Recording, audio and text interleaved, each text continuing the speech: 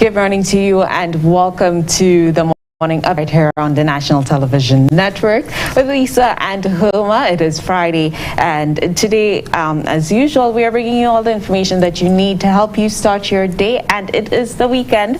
TGIF, good morning to you, Lisa. What's up? How are you feeling today? You said it right. I haven't used in quite some while. TGIF, I know.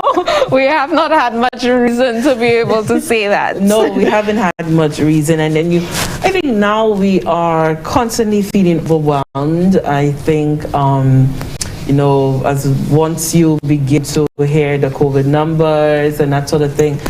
But every day we have to keep rededicating ourselves to doing the right things, following the protocols, no matter what, and ensuring that we continue to play our part in what that national fight against COVID-19 is. Very true. But we want to take on that whole mode, and today we're going to discuss something quite uplifting. It's hopeful, looking, forward looking and that sort of thing. I think our guests would agree. That's what the industry is all about, looking forward. And in studio with us, we have the president of the Institute of Architects, Lucia, Inc., is Mr. Jamal Francis, and the association recently held its annual general meeting, which saw the election of Jamal Francis along with other members of the executive, which he'll be telling us about. And we want to thank you so much for coming in with us. And I think it is an area that everyone benefits from, architecture. But it's a thing that we do not discuss. It's not necessarily the part of the public conversation, unless someone needs to go see a professional like you, but for personal reasons. But we want a national conversation about architecture. So, tell us about your executive. Who are members? Okay. Well, myself and my vice president Howard were on the executive from last. So married over president and vice president, and then our secretary is a new election post this year. Well, a new arrival the executive. That's Dexter Myers. He's a fairly young architect, but pretty sharp. So he's joined us on the executive. We all have Mr. Keem Shari as our treasurer, and then we have our floor members, Jeremiah Fulshire, who is the past president. He was before me, and Dan Delgado. He's a new member to the executive as well. So those two are floor members on the executive now. So I'm going to go very elementary and ask you, what is architecture? What is this thing that we see? We see people, and there's somebody saying, just draw that, give me that, and then I can go build a house. And in the internet, everyone just comes with something off the internet. Go get an app. I go get an app. I can do it myself. I'll get it done. You know the problem? The app cannot take into account your conditions on site, cannot take into account the way you live, your way you prefer house design, etc. There are many things the app can't do. So an app will never replace an actual architect understanding what you need and developing something that will meet your needs, so whether it's a house or a commercial building. So give us that in a form of a definition. Okay, so a simple definition is the art and science of designing and acting buildings. This is one of the definitions. So it is part art, part science, but architecture is all about creating a space to make humans feel secure and comfortable. That is in the history of architecture. When someone wants a house or when they want it, they want for a specific purpose. So it's always functional. Now, there are three things that architecture must meet. Okay, it must be durable. Whatever you do, and construction must be durable to the surroundings.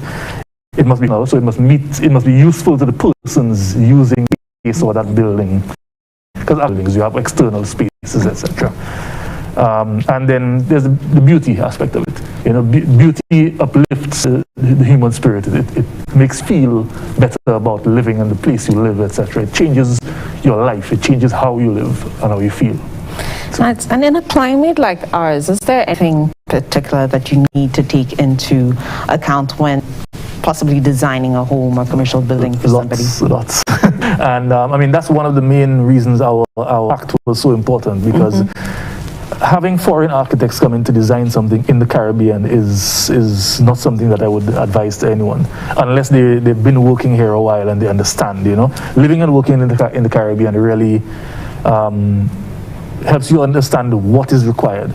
But when you study architecture, you also study different ways of working in the various environments. Now, the Caribbean, apart from, of course, being hot and humid, well, our humidity is extreme as compared to other places in the world.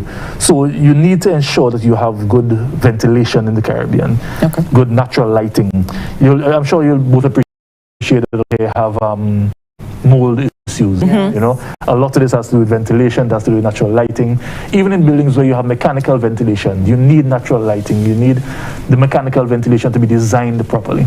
And that's the other thing. Architects aren't just designers. Architects are trained as team leaders.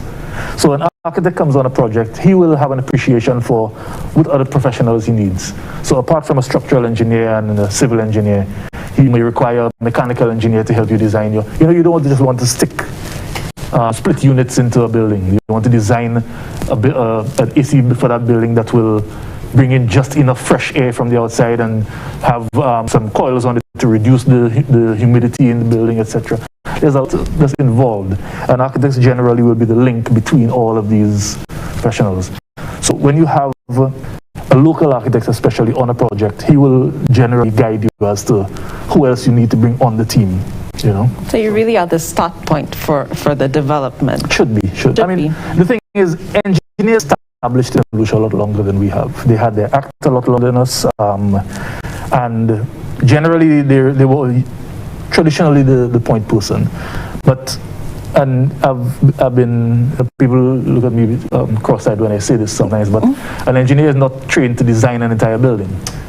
You know, designing a building from scratch, from start, and taking all components, that is an architect's job. An architect is trained for that. So really an architect should be your point person when you're starting any development project. And continuous on the project as well. Supervision is extremely important and very lacking in St. Lucia as well. Now, you spoke earlier about the human spirit, that how architecture incorporates that. And to Homer's, just to piggyback on Homer's question on designing, locally, how much of what is the heritage, the sort of St. Lucian-ness, because we perhaps, we express ourselves differently to our neighbors over in Dominica, perhaps, even though it may be subtle, but there are certain things that make us uniquely St. Lucian. So how much of that do you use as an architect to incorporate into the designing and planning? Oh, I mean, an architect works with the client. So if I am working with someone, for example, who comes down, who has lived in their entire life and comes down to St. Lucia. English people who live in England have a different mentality as when it comes to the space required in a room. People in England and New York live in smaller spaces, enclosed. In the Caribbean and St. Lucia especially, St. Lucians like their open space, they like their yard, a balcony, that sort of thing. And all of these things are important. I think part of Caribbean architecture is a lot of outdoor living. You always try to open up the house as much as possible. If you look at our traditional buildings, most of them were designed with windows all around and balcony on.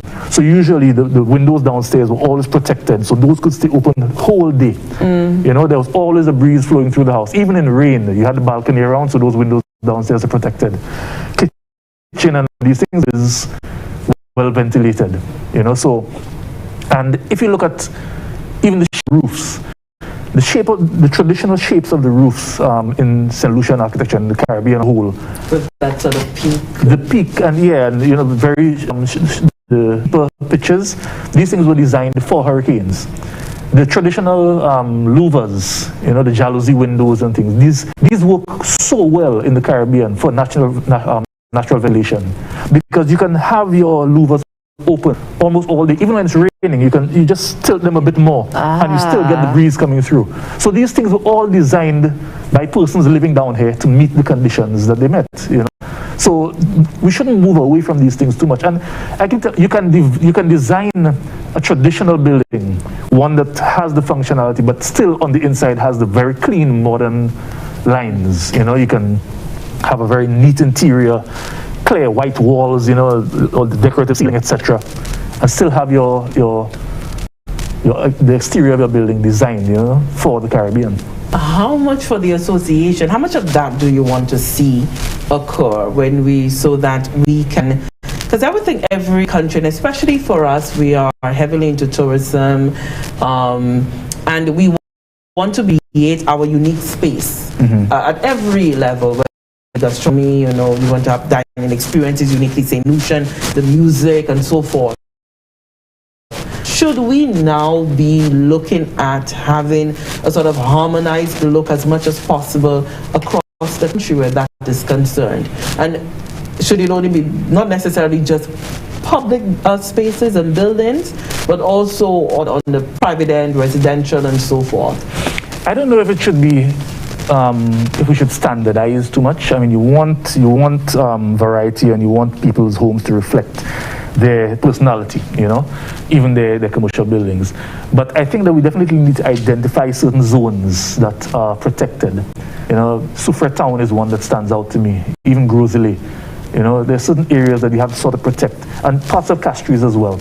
If you look at places like New Orleans, New Orleans is a very modern city, but they have their traditional district where the French Quarter, right, where the facades are protected. The interiors of the buildings can be as modern as you want, but you have to protect the facades, and that has to maintain some of the architectural language from that area. So we can do that sort of thing, and I think it's important that we do that, and we do need a national plan. And it comes down as well.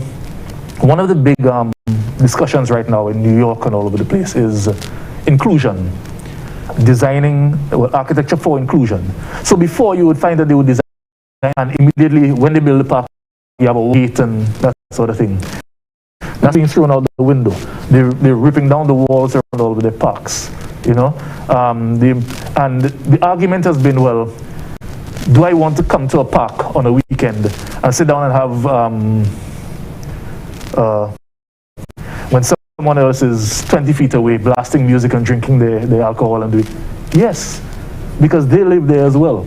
The same way you have the right to sit in that space and have your picnic. They have the right to have their barbecue. Someone else has the right, you know.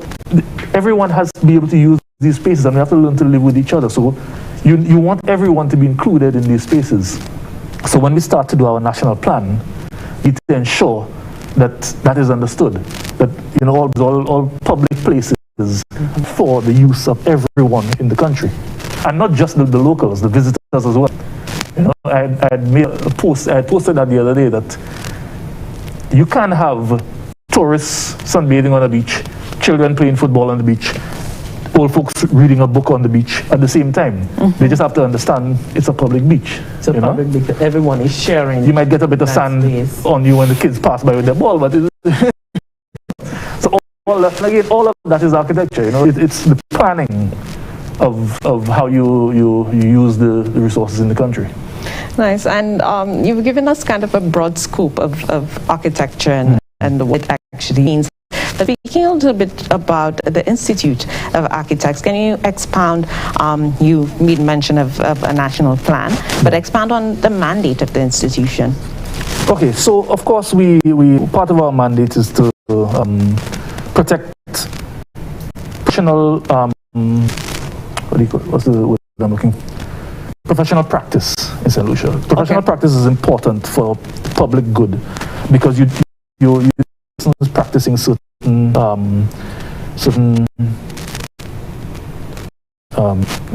is it efficacy or following certain? Yeah, well, compare it to doctors and nurses, etc.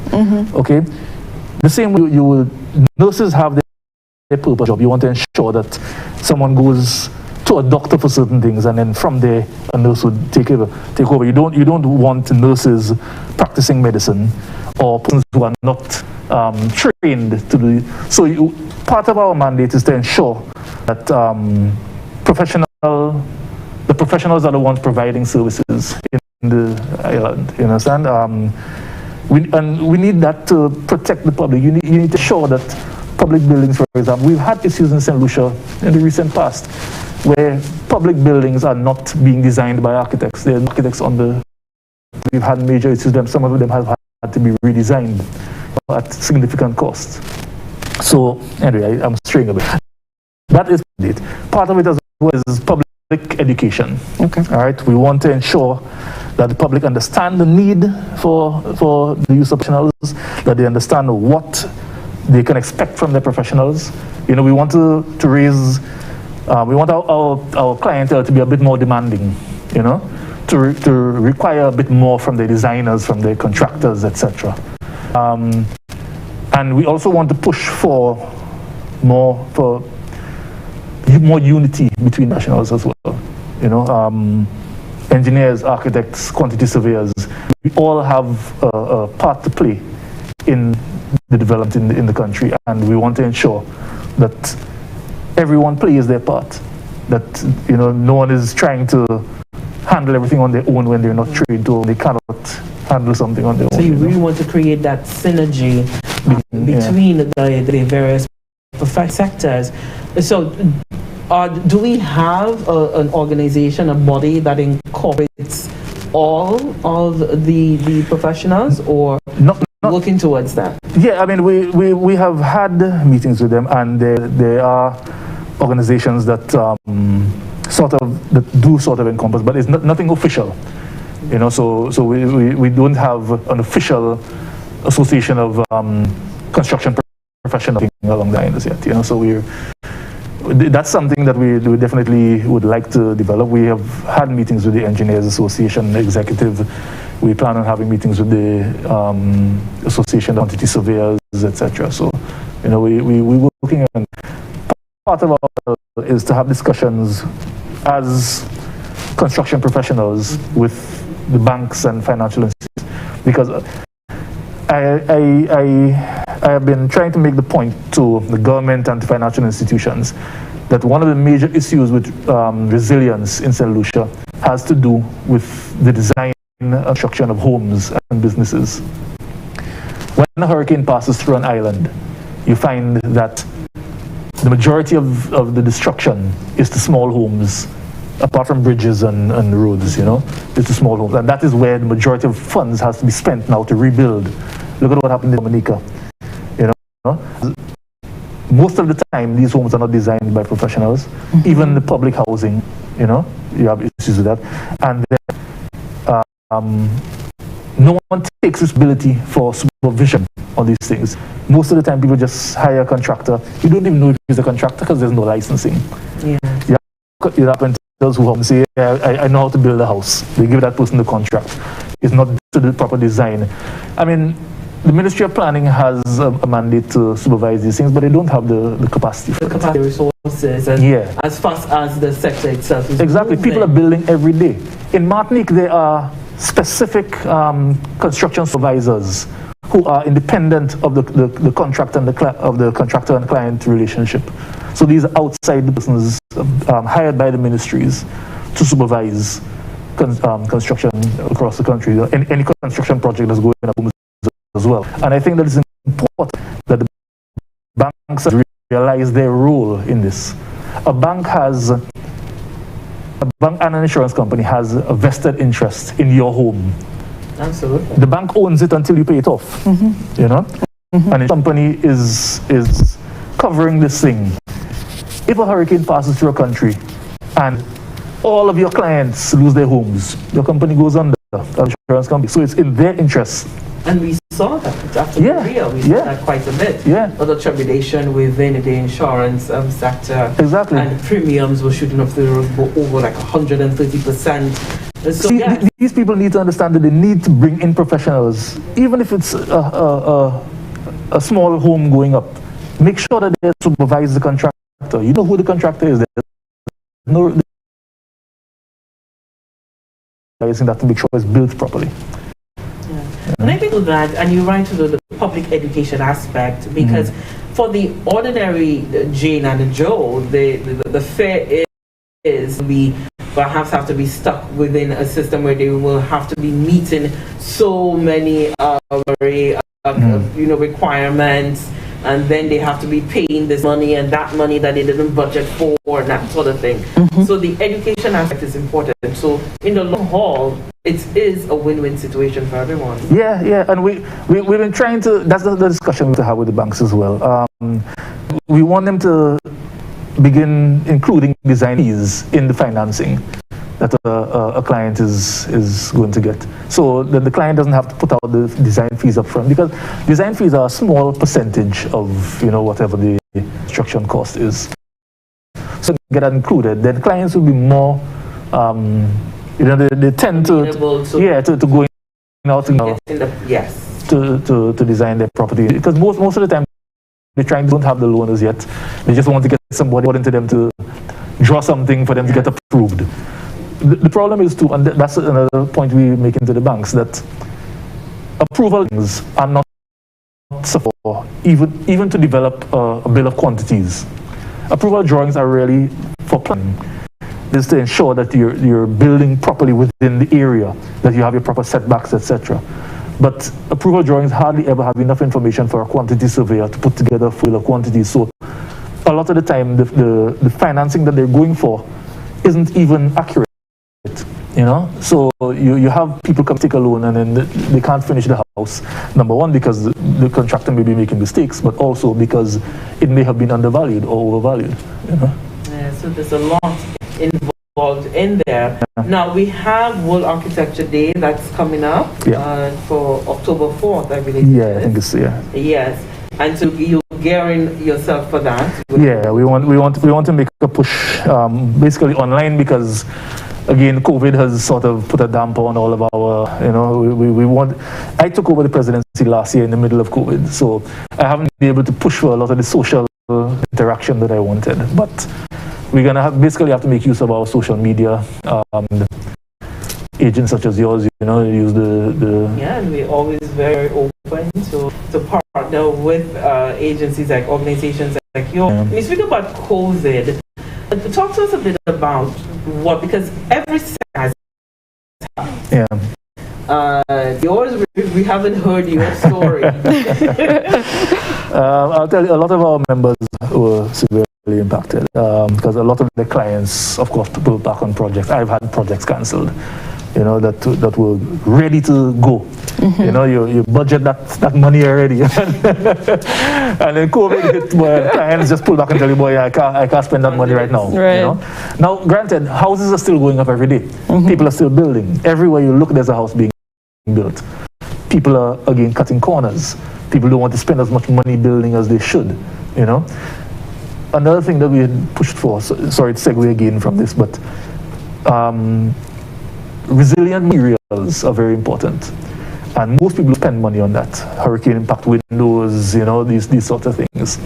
These are things that need to be, you either have to have subsidies by government, need someone to provide incentives. So either the banks or the insurance companies provide incentives. So the persons are willing, as they more amenable to spend a little more on hurricane resistant windows and proper roofing, etc. I think it's again for the ordinary individual, the cost, because the cost of materials, construction materials, it seems to go up daily, weekly. And then when people hear about you wanted to go buy specially made materials now, and so they think about the cost that's involved in that, but always the back end cost in the event that you were to lose that house. So anything that you can do to sort of mitigate up front the impact, So for the institute, that is something that you are going to sort of get behind it. Yeah, definitely. One of the famous Caribbean engineers had a saying that the most expensive house is the one not standing after the hurricane. All right. So while you may say that it's too expensive for you to build, wait until it falls down. Yes. Yes, but so we're definitely making a push on that. And coming back to COVID, as I said, a lot of persons have been cutting corners, scaling back on their construction project. But apart from that, our members have, I suppose, we have been trying to get our members to change their perspective on marketing, on a lot of, you have to use a lot more social media these days to get through to your clients and things. So we've been trying to get our members to understand that, the Institute has its social media, it has its website, etc. Even if you don't have, use ours to do your marketing, to get out there to more of the clientele in St. Lucia region, because we're linked with other institutes around the region and things. So, we're trying to use that to help our members regain footing a bit. But again, this ties into what I was talking about, getting architects involved in all the public projects in St. Lucia. There are a lot of public projects in St. Lucia that could use the services of architect, that should be using the services of an architect, because our act dictates that you must have a local architect involved. But a lot of these things are flaunted, and people don't always ensure that it's adhered to. So I can see you want to be able to maintain standards all around. Yeah. But I was going to ask you about, because COVID has not just impacted, but it certainly is changing how we do things. And I can see that the change is going to remain, and we may just have to adapt constantly because of COVID-19. So in terms of architecture, do you see you and the architects in St. Lucia begin to do business differently, or creating differently? That's what I want to say. Not necessarily doing business differently, but creating differently. Because now, in the workplaces, now people must keep 3 to 6 feet apart, and you need to individualize spaces, compartmentalize spaces within the workplace and so forth. So do you see that you will now have to create differently because of COVID? I think that architects generally have always designed for healthier buildings. Healthy design is a big part of architecture, but again, a lot of this has to come back to use of natural lighting and natural ventilation. Even in office buildings, it's possible to design a building that require artificial ventilation. You have the days when there's absolutely no breeze blowing at all, and that's understandable. But there are still ways to ensure that any breeze that's blowing traverses a building properly. If you look at, where was it, boy?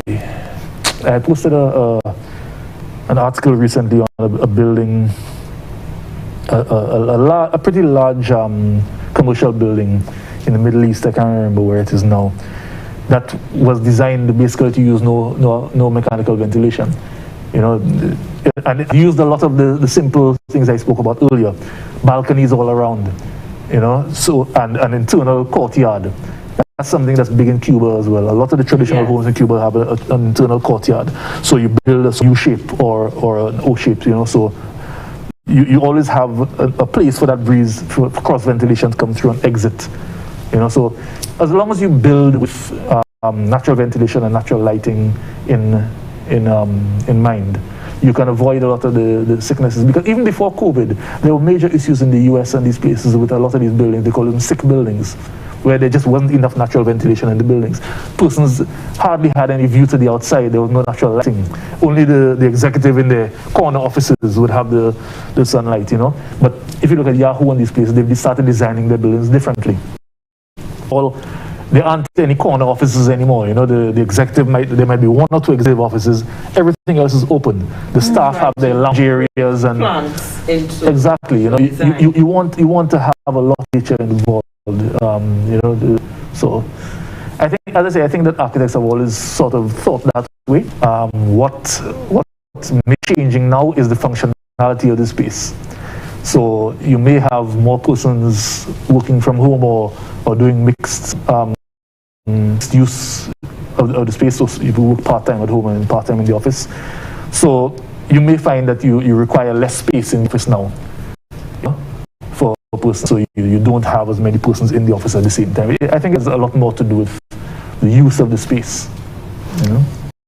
I think to speak about, being taking place within the industry when it comes to COVID-19, when we think of the changes that have been brought about by climate, even starting to think of resilience, I can imagine that within your profession that there needs to be constant education to always stay on top of these things. To always be able to adapt.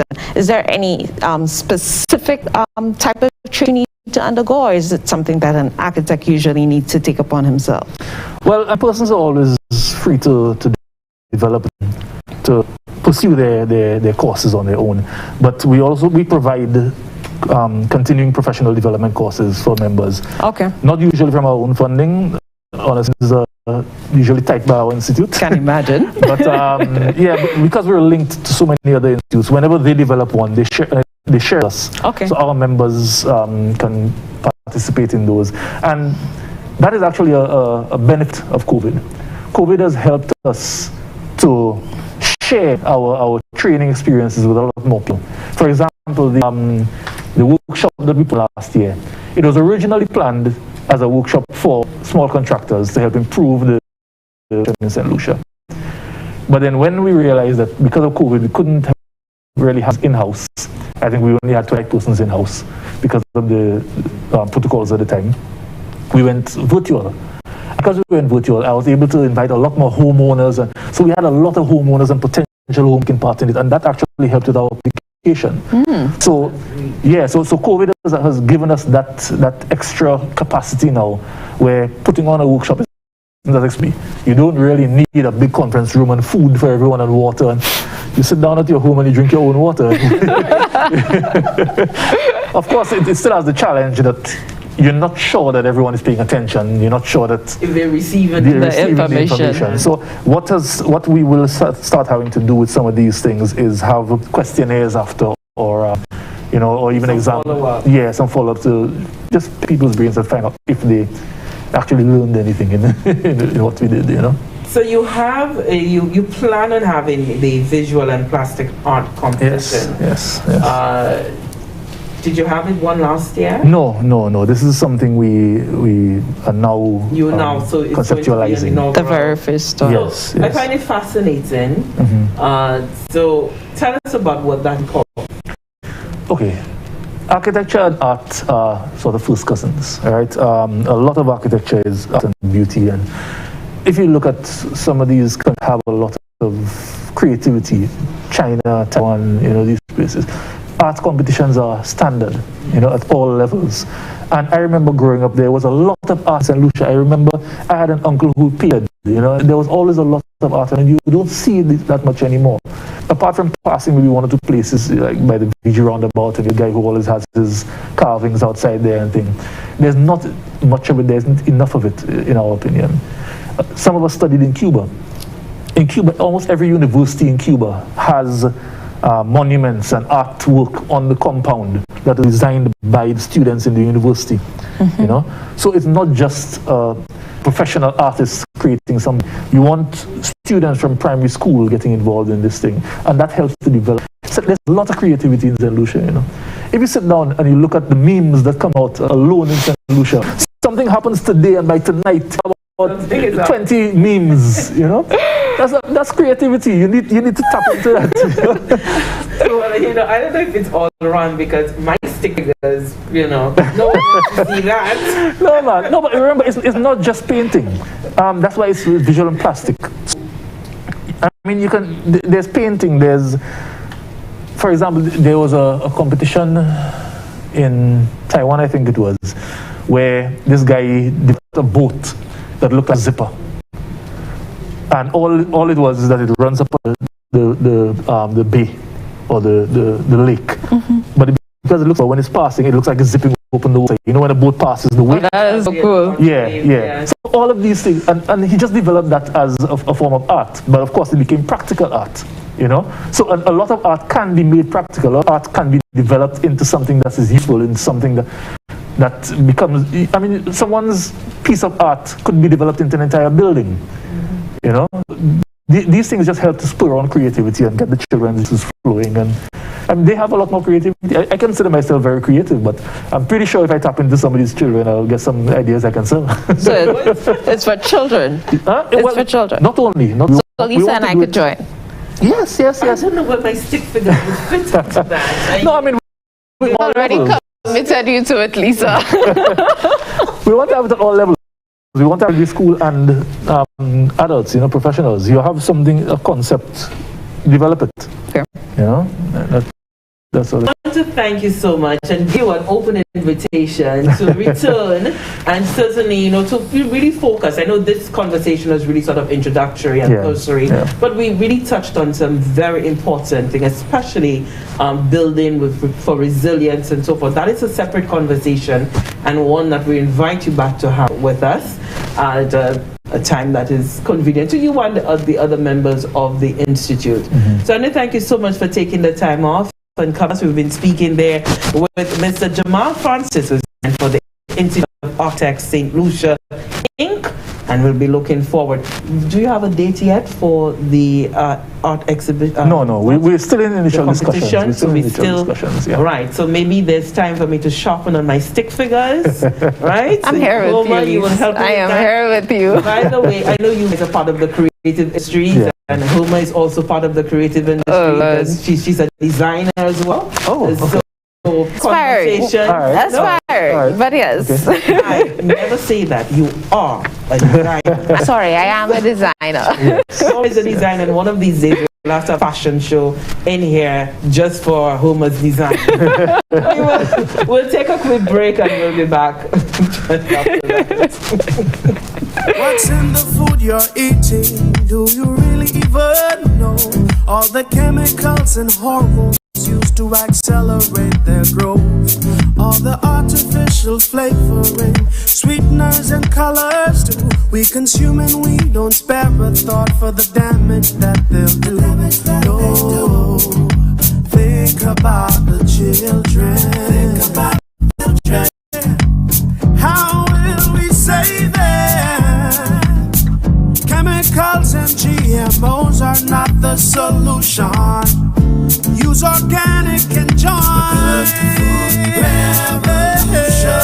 Excessive agrochemical use, additives and genetically modified foods are harmful to health and the environment. Join the good food revolution. Grow, buy and consume organic. A message from Rise St. Lucia and the Ministry of Sustainable Development with funding from the GEF Small Grants Program UNDP. The good food revolution.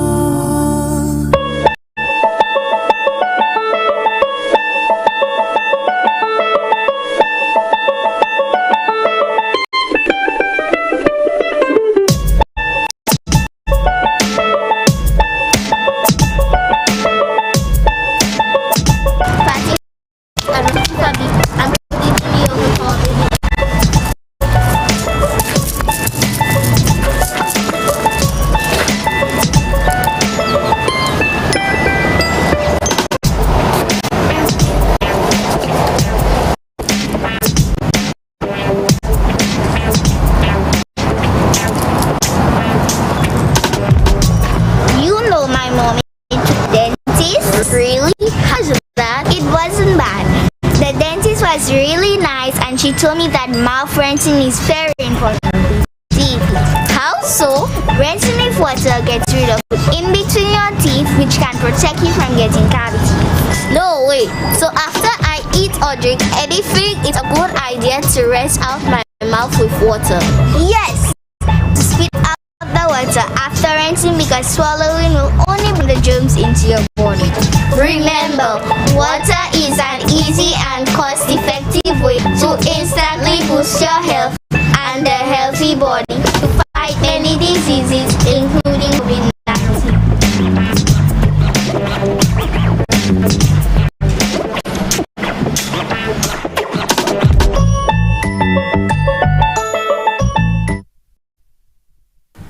And we're back. Just giving you on our home stretch, Homer. Yes. Some information for you. The Department of Home Affairs has closed, and that closure coming into effect today, Friday, September 24th. And the purpose of the one-day closure is to facilitate a routine deep cleaning exercise So the department is now located on number 7 Montrose in Castries near Wet and Cold Express. Most people know where that is.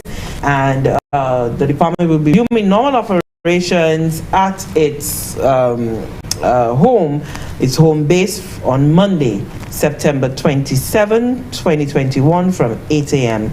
to 4:30 p.m. and any inconvenience is deeply regretted by the department. Nice, Lisa. And just to inform you of COVID-19 numbers coming out of the Ministry of Health, Wellness and Elderly Affairs. Those were reported yesterday.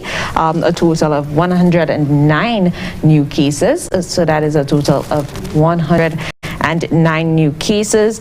Those were processed, of course, at the Ezra Law Laboratory, and that came from a total of 454 samples. That's a positivity rate 24%. So that brings the number of active cases in country currently to 278, because we also had the recovery of 59 individuals. So that should be 2,000? 2,000. Yes, 2,178. Thank you for that, Lisa. Also, we did record a number of deaths as well. So the total number of deaths in country as it stands is 130, and the total number of COVID-19 related deaths is 43. Vaccination today. If you're looking to be vaccinated, you can visit the Grocery Human Resource Center, as well as InnoCare, that is on Clark Street in Vayfor. You can visit the Jackmel Wellness Center, the Soufriere Hospital, St. Anthony's Medical Center in Sunny Acres, and that is from 9 a.m. to 4 p.m. today.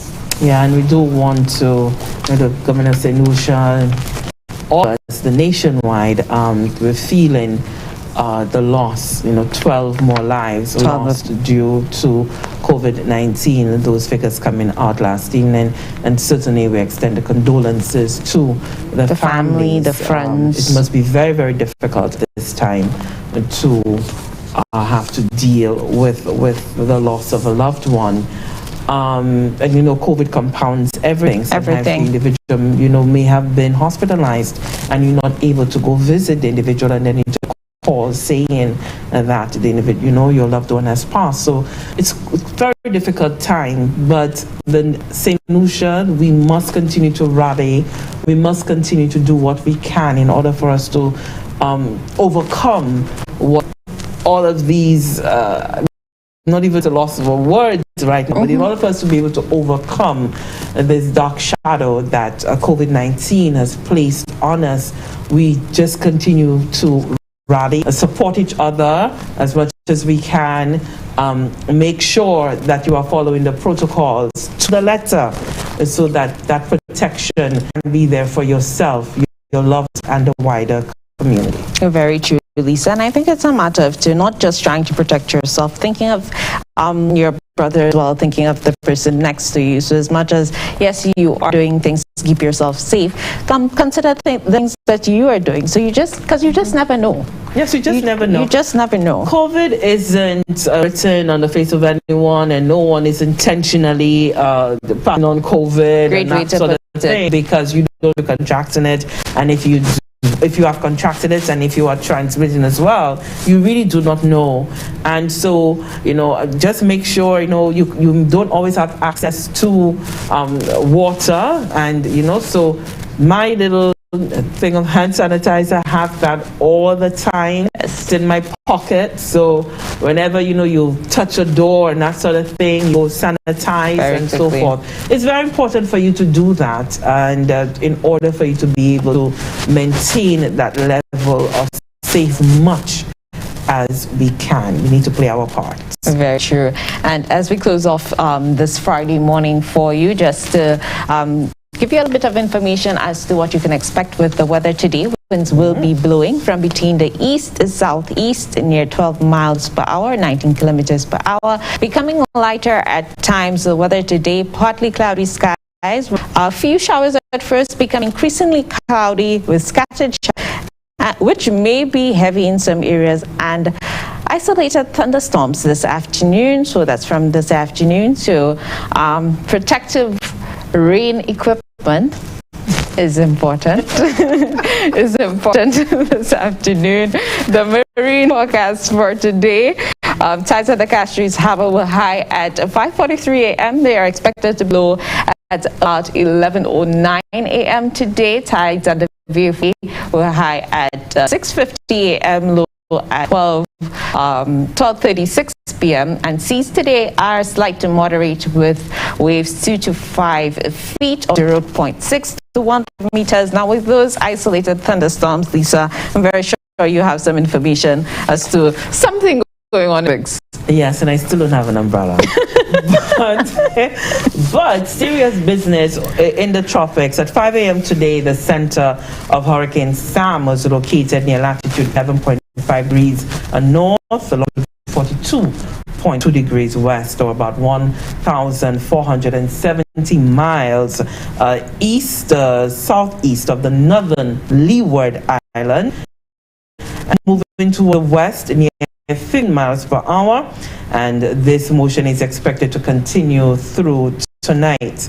And a decrease in the forward speed and a motion toward the west-northwest, that's expected over the weekend. The maximum sustained winds have increased to near 75 miles per hour with higher gusts. Now, rapid intensification is forecast to continue, and Hurricane Sam is likely to become a major hurricane. That's likely to happen tonight or early Saturday, and interest in the Leeward and northern Leeward Islands are advised to continue to monitor the progress of this system. So we need to keep our eyes out. Make sure that you look through your home. Ensure that you have that little bag, your emergency bag. Make sure you have good food in there and that sort of thing. So, and not forgetting COVID-19 protective. COVID-19 plan and everything that you would need for COVID-19. We're not saying that the hurricane is coming here. That's not what we're saying. No. Just always be prepared. We are certainly within the base, the region there, where the path of Sam. So let us just be prepared and let us be vigilant as well. Yes, and with that, Lisa, we are saying good morning and thanking all of you who are who joined us this morning. Monday will be hopefully the next day that we are here with you. So always ensure that you stick with us. The Government Information Service National Television Network, Channel 122, and you could always look out for us on our YouTube and Facebook channels as well. Bye. Good morning.